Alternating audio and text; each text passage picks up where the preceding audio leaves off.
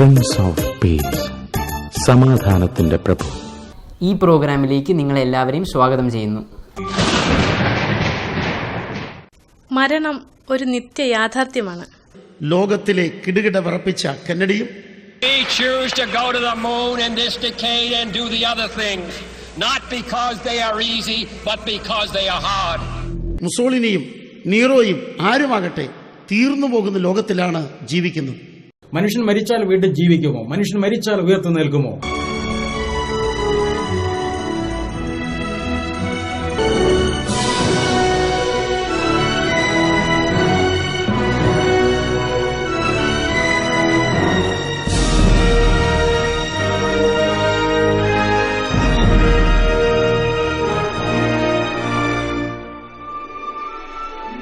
നമ്മുടെ യുക്തിക്കും ബുദ്ധിക്കും അതീതമായ അനവധി യാഥാർത്ഥ്യങ്ങളുണ്ട്.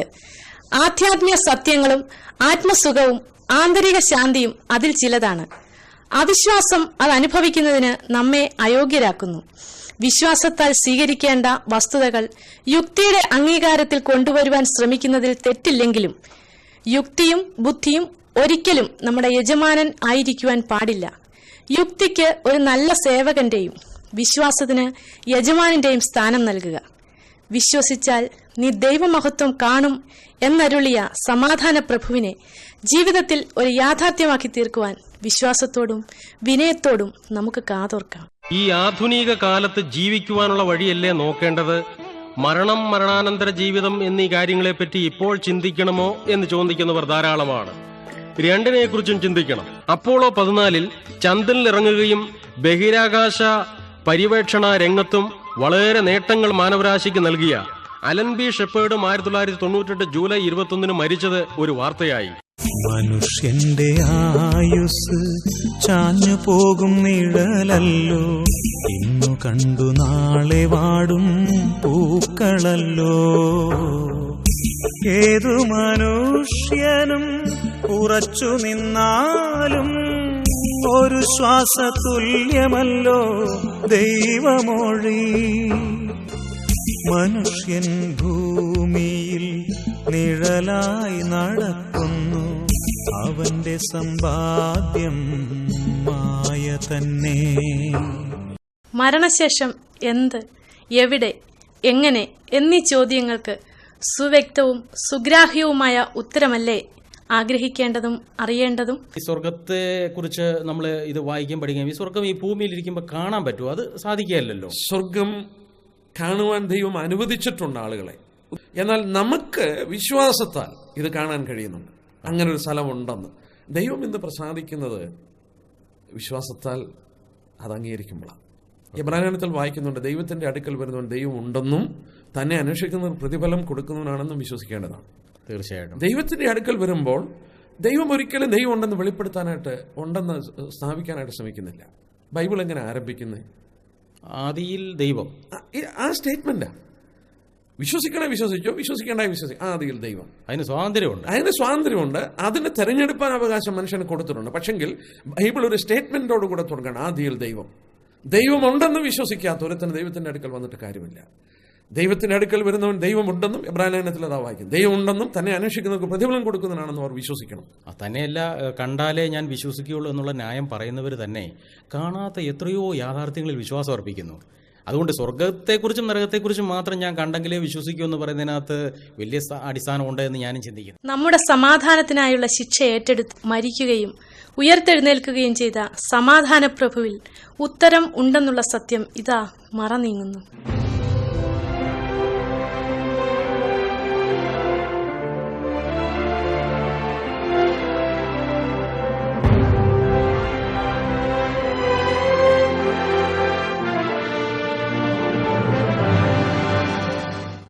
യേശുക്രിസ്തു ഒരു മനുഷ്യന്റെ ജീവിതത്തിൽ ആരും നിർബന്ധിക്കാതെ, പ്രലോഭിപ്പിക്കാതെ, തൻ്റെ സ്വാതന്ത്ര്യം ഉപയോഗിച്ച് സ്വാഗതമരുളി ഹൃദയത്തിൽ കുടിയിരുത്തണം അല്ലേ? അങ്ങനെ കുടിയിരുത്തുമ്പോൾ ആ സമാധാനത്തിന്റെ ആശ്വാസം, സമാധാനത്തിന്റെ ആസ്വാദകനായിട്ട് ആ വ്യക്തി തീരും അല്ലേ? കാരണം അവൻ സമാധാനത്തിന്റെ പ്രഭുവാണ്. നരകം ഉണ്ടെന്നുള്ളതിനാൽ ദൈവത്തെ കുറ്റപ്പെടുത്തുവാൻ വകുപ്പുണ്ടോ? നരകം ഉണ്ടെന്നുള്ളതിന് വിശ്വസനീയ തെളിവുകളുണ്ടോ? മരണാനന്തര ജീവിതത്തിൽ മാനവരെ മാടി വിളിക്കുന്ന 2 സ്ഥലങ്ങൾ ഈ ജീവിതത്തിൽ തന്നെ ഉറപ്പാക്കാമോ? ഞാനത് ഒന്നുകൂടെ വിശദീകരിക്കാം. ഒന്നുകൂടെ വിശദീകരിക്കാമെന്ന് പറഞ്ഞാൽ ഫോർ എവർ ആൻഡ് എവർ, എന്നേക്കും എന്ന് ദൈവത്തോടുള്ള ബന്ധത്തിൽ 9 പ്രാവശ്യം പറയുന്നുണ്ട്. ബൈബിളിൽ പറഞ്ഞിട്ടുണ്ടല്ലേ? 9 പ്രാവശ്യം പറയുന്നുണ്ട് ഫോർ എവർ ആൻഡ് എവർ എന്നുള്ളത്. നമ്മൾ ഉദാഹരണമായിട്ട് എന്നേക്കും ജീവിച്ചിരിക്കുന്ന, എന്നേക്കും അവൻ വാഴും, ദൈവത്തെക്കുറിച്ച് പറയുന്നില്ല, എന്നേക്കും ജീവിച്ചിരിക്കും, എന്നേക്കും വാഴും, 9 പ്രാവശ്യം പറയുന്നുണ്ട്. ഒരു പ്രാവശ്യം വിശുദ്ധന്മാരെ കുറിച്ച് വെളിപാട് 22:5 പറയുന്നുണ്ട്, അവർ എന്നേക്കും രാജാക്കന്മാരായിരിക്കും. ഫോർ എവർ ആൻഡ് എവർ, അത് സ്വർഗത്തിലുള്ള അനുഭവമാണ്. ഈ ഒരിക്കല് ഒരു പ്രാവശ്യം വെളിപാട് ദിവസം 20:10 അവർ എന്നേക്കും രാപ്പകൽ ദണ്ഡനം സഹിക്കുമെന്ന് പറയുന്നു. രാപ്പകൽ ദണ്ഡനം സഹിക്കും. നോക്കുക, എന്നേക്കും ജീവിച്ചിരിക്കുന്നവൻ അവരെന്നേക്കും രാജാക്കന്മാരായിരിക്കും, അവരെന്നേക്കും രാപ്പകൽ ദണ്ഡനം സഹിക്കും. ഇത് രണ്ടും കൂടെ ഒന്ന് കമ്പയർ ചെയ്തേ. അവരെന്നേക്കും രാജാക്കന്മാരായിരിക്കും, എന്നേക്കും ജീവിച്ചിരിക്കുന്ന ദൈവം, അതേ പദം ഇവിടെ ഉപയോഗിച്ചു, എന്നേക്കും. വെളിപാട് ദിവസം 14:11 അവർ ദണ്ഡനത്തിന്റെ പുക എന്നേക്കും പോകും. വെളിപാട് ദിവസം 19 അവരുടെ പുക എന്നേക്കും പോകും. വെളിപാട് ദിവസം 19:3 ഓക്കെ, എന്നേക്കും. അപ്പോൾ ഫോർ എവർ ആൻഡ് എവർ, ഒരിക്കലും അതിന് അന്തമില്ല. ദാനിയേലിന്റെ പുസ്തകം 12:2 ഇൻ ടു എവർലാസ്റ്റിംഗ് ലൈഫ്, അവർ നിത്യജീവനായും ചിലർ നിത്യദണ്ഡന ലജ്ജയ്ക്കായിട്ടും എഴുന്നേൽക്കും. ലജ്ജ. സോ ഇവിടെ എല്ലാം ദൈവം വെളിപ്പെടുത്തുമ്പോൾ ഇത് ഫോർ എവർ ആൻഡ് എവർ എന്നുള്ള പദം ഉപയോഗിക്കുന്നത്, അതേ ഉപയോഗിച്ചിട്ടുള്ളൂ. മർക്കോസിന് ശേഷം 9:50 കർത്താവ് പറഞ്ഞ വാക്കൊന്ന് വായിച്ചാട്ടെ. മർക്കോസ് 9:50 ഇതേ ആശയമാണ് അവിടെ വന്നിരിക്കുന്നത്. മർക്കോസ് 9-ാം 50-ാമത്തെ വാക്യം. ഉപ്പ് നല്ലത് തന്നെ, ഉപ്പ് കാരമില്ലാതെ പോയാലോ എന്തൊന്നിനാൽ അതിന് രസം വരുത്തും, നിങ്ങളിൽ തന്നെ ഉപ്പുള്ളവരും അന്യോന്യം സമാധാനമുള്ളവരും ആയിരിപ്പിൻ. അത് 47 അതിന് തൊട്ട് മുകളിലത്തെ വാക്യാന്ന് തോന്നുന്നില്ല സാറേ? നിന്റെ കണ്ണ് നിനക്ക് ഇടർച്ച വരുത്തിയാൽ അതിനെ ചൂന്ന് കളയുക, ഒറ്റക്കണ്ണനായി ദൈവ രാജ്യത്തിൽ കടക്കുന്നത് 2 കണ്ണുള്ളവനായി അഗ്നിനരകത്തിൽ വീഴുന്നതിനേക്കാൾ നിനക്ക് നല്ലത്. അവിടെ അവരുടെ പുഴു ചാകുന്നില്ല, തീ കെടുന്നതുമില്ല, എല്ലാവരും തീ കൊണ്ട് ഉപ്പിടും. അത് തന്നെ, തീ കൊണ്ട് ഉപ്പിടും. പ്രിസർവ് ചെയ്യുന്ന ആ തീയിലുള്ള നിത്യമായ ഒരു ജീവിതമാണ് നരകമെന്നവിടെ വെളിപ്പെടുത്തിയിരിക്കുന്നത്. ഭയാനകമായ ഒരവസ്ഥയാണ്, എന്നേക്കുള്ളൊരവസ്ഥയാണ്, ഒരിക്കലും വിടുതലില്ലാത്തൊരവസ്ഥയാണ്.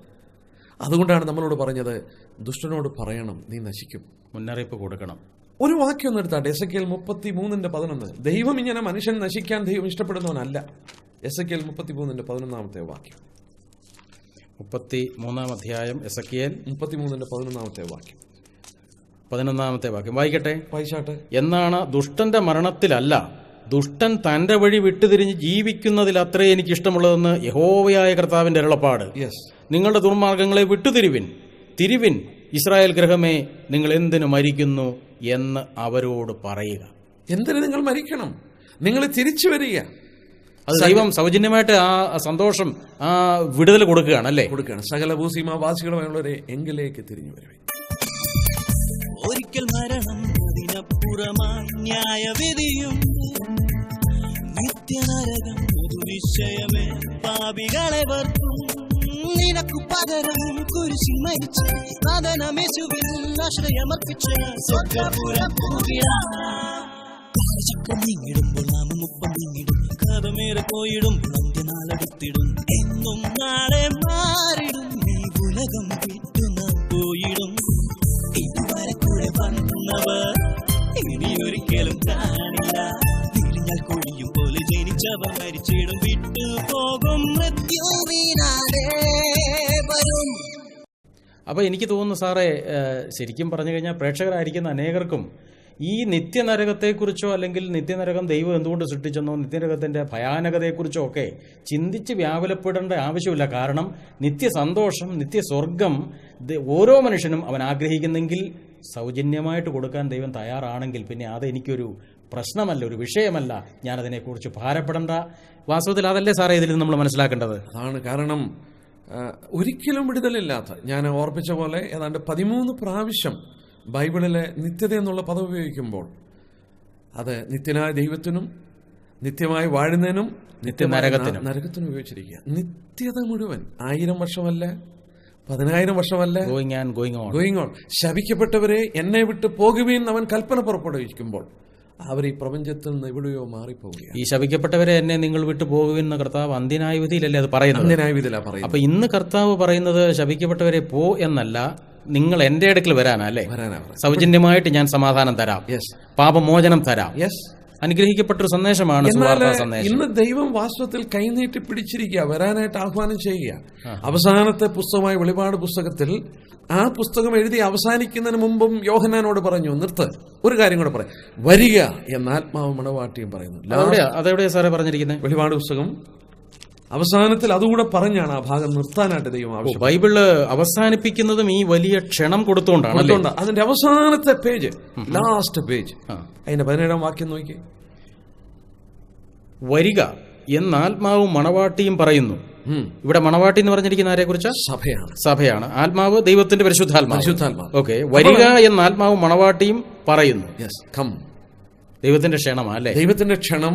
ദൈവാത്മാവ് ക്ഷണിക്കുമ്പോൾ ദൈവാത്മാവിനോട് ചേർന്ന് ദൈവത്തിന്റെ ദാസന്മാരെ ക്ഷണിക്കുന്നു മണവാട്ടിയും.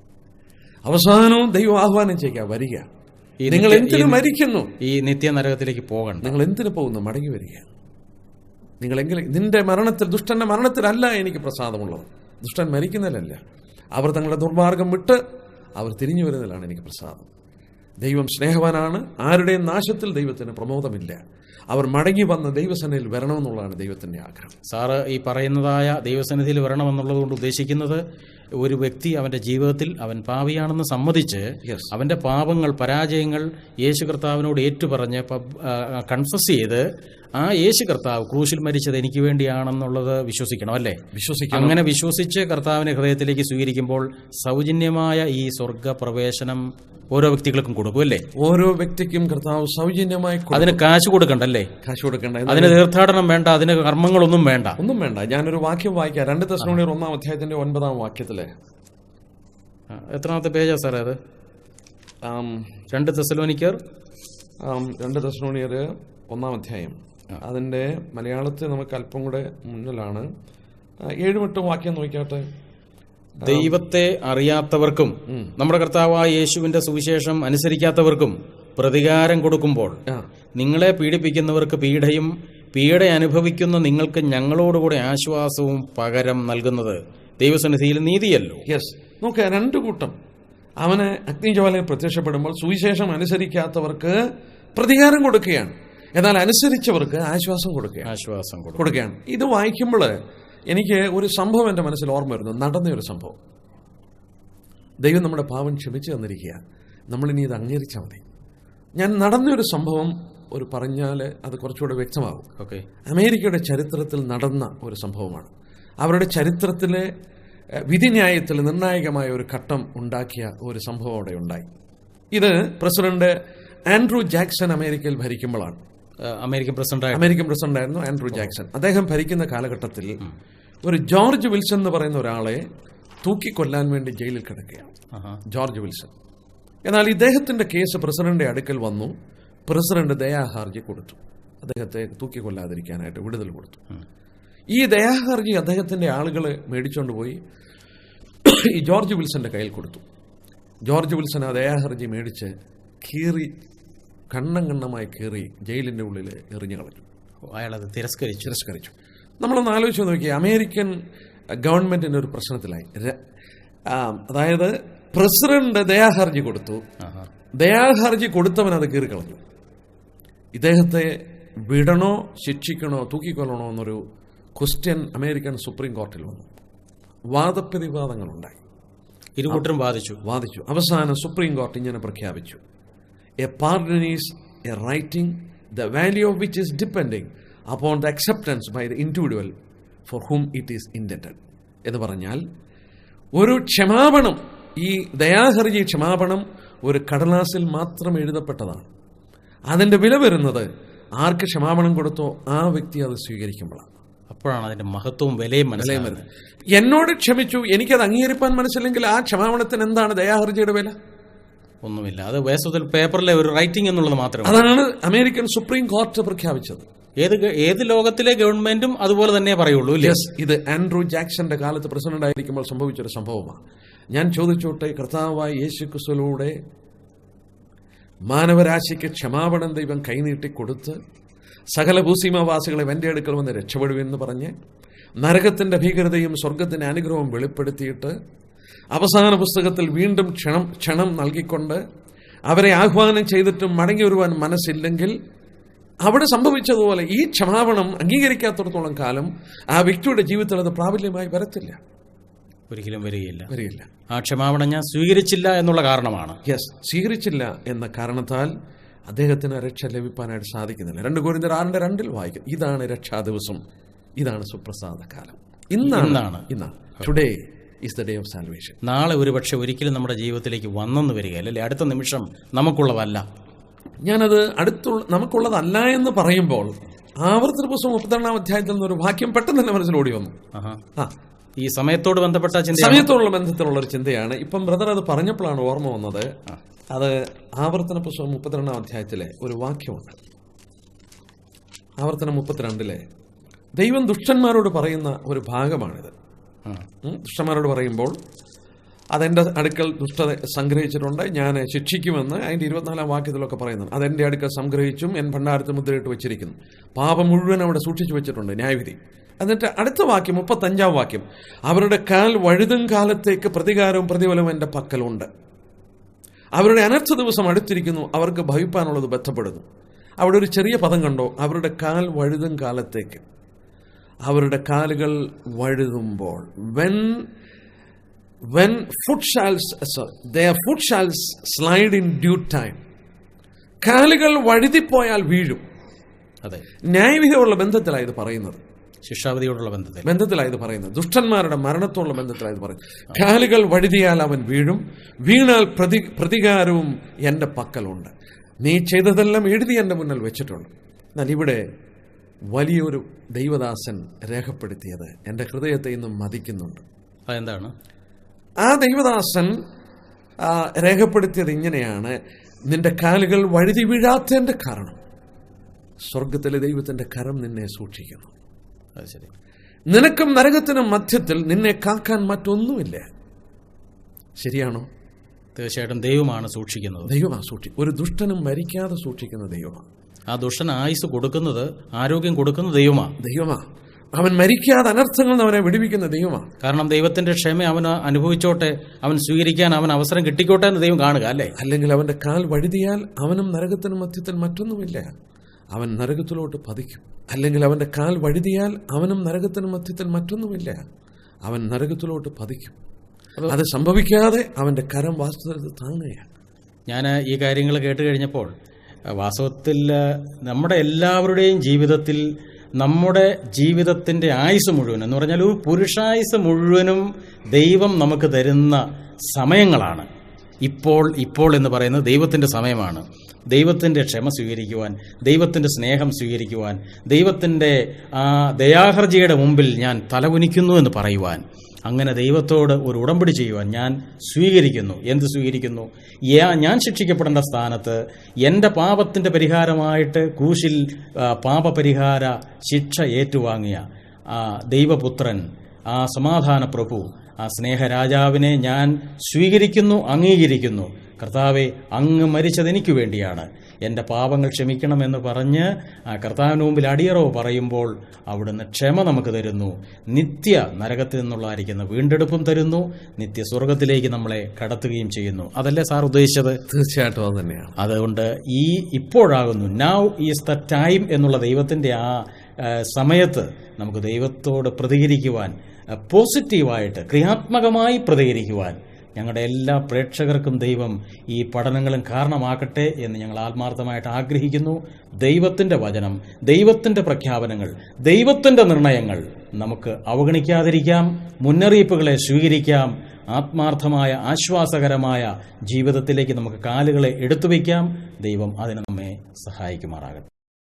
ന്യൂക്ലിയർ യുദ്ധത്തെപ്പറ്റി, ഉൽക്കകൾ പതിക്കുന്നതിനെപ്പറ്റി, ഇസ്രയേലിന്റെ ലംഘനങ്ങൾ, ഏകലോക ഗവൺമെന്റ്, ഏകലോക നേതാവായ എതിർ ക്രിസ്തു, ലോക ചരിത്രത്തിൽ വന്നുപോയ സാമ്രാജ്യങ്ങളെപ്പറ്റിയും ബൈബിൾ, 666 സംഖ്യയും മൃഗത്തിന്റെ സംഖ്യയും, അന്തർദേശീയ പണമിടപാടുകൾക്കുള്ള സ്വിഫ്റ്റ് സംവിധാനം. ഈ വിഷയ പഠനങ്ങൾ ഉൾക്കൊള്ളുന്ന 13 മണിക്കൂർ ദൈർഘ്യമുള്ള അന്ത്യനാഴിക എന്ന ഓഡിയോ MP3 CD. അതെ, ലോകാന്ത്യത്തെ പറ്റിയുള്ള ബൈബിളിന്റെ മുഴുവൻ പ്രവചനങ്ങളും കോർത്തിണക്കി അക്കവും പുള്ളിയും ഇട്ട് വിശദീകരിക്കുന്ന, ഒടുവിൽ എന്ത് ഭവിക്കും എന്ന് വിശദമാക്കുന്ന 13 മണിക്കൂർ ദൈർഘ്യമുള്ള ഒരു മനോഹര MP3 CD. അന്ത്യനാഴിക. ദേശീയ അന്തർദേശീയ വേദികളിൽ ശ്രദ്ധേയരായ റേഡിയോ TV പ്രഭാഷകരും ബൈബിൾ പ്രവചന പണ്ഡിതരുമായ brother John P. Thomas Kochi, brother John Sebastian Kottayam എന്നിവർ നിങ്ങളോട് സംസാരിക്കുന്നു. No one can go back and make a brand new start, but you can start from now and make a brand new ending.